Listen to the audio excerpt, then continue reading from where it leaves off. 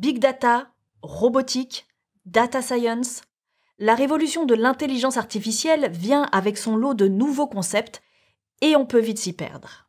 Dans ce chapitre, je vous propose de les passer à la loupe. Commençons par le big data. On peut traduire ça par données massives.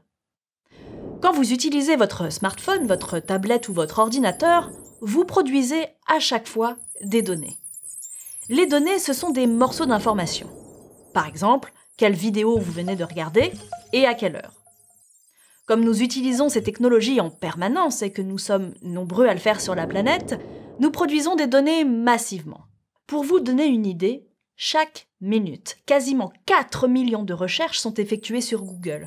188 millions d'emails sont envoyés et 4,5 millions de vidéos sont visionnées sur YouTube, ce qui génère un nombre incalculable de données. Et c'est ça qu'on appelle le big data.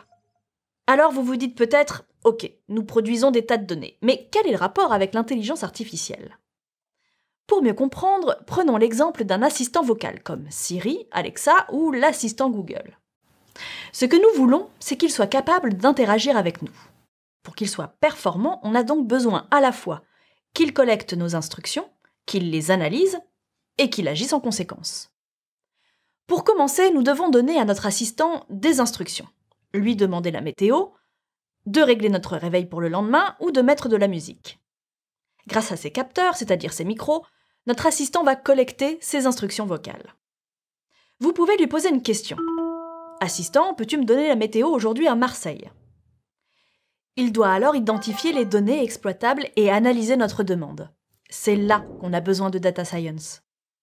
La data science, ou la science des données en français, c'est la discipline scientifique qui permet d'analyser les données. Grâce aux techniques de data science, l'assistant va partir à la recherche de notre réponse, notamment en utilisant les données massives disponibles. Ça vous rappelle quelque chose ? Eh oui, notre assistant utilise le big data pour nous proposer la meilleure réponse. En fait, ce sont les algorithmes qui composent notre assistant qui vont effectuer ce travail. Les algorithmes, ce sont des suites d'instructions qui s'exécutent pour parvenir au résultat souhaité. Voilà comment notre intelligence artificielle, grâce au big data et à la data science, peut interagir avec nous. Est-ce que vous avez remarqué que depuis le début, on ne parle pas de robots ? La raison est simple, c'est parce que notre assistant n'en est pas un. Mais alors, qu'est-ce qui différencie un robot d'une intelligence artificielle ? Pour que ce soit un robot, une machine a besoin d'être capable de bouger toute seule, c'est-à-dire que c'est, au minimum, une enveloppe mécanique et un programme qui l'actionne. Ce programme n'a pas forcément recours à l'intelligence artificielle, mais il peut l'utiliser pour être plus performant.